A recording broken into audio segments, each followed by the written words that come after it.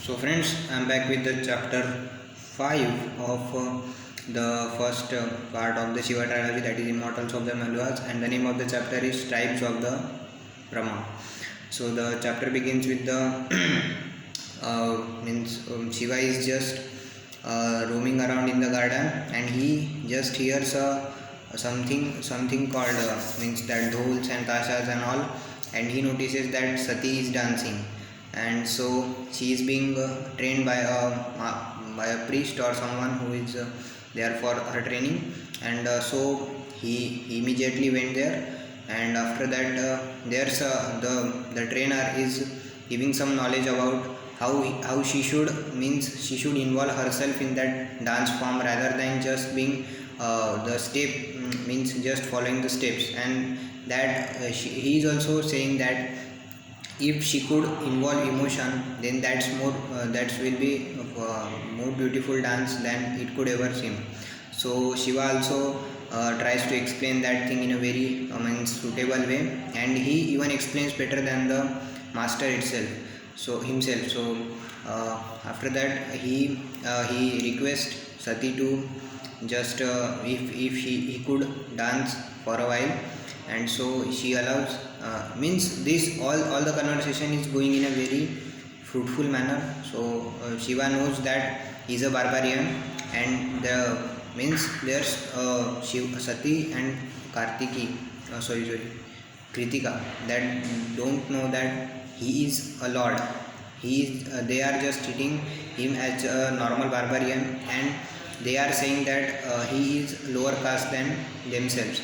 So after that Sati allows him to dance, and Shiva just passes himself in an Nataraj pose, and he just did a wonderful job of dancing. After that the master got impressed, and he says that Shiva should train Sati, and Sati just means she has a change of emotion, because till now what Shiva has shown as what Shiva has seen is that Sati is very means that bold type and that warrior type personality, but he also means he is now able to see a different personality of Sati.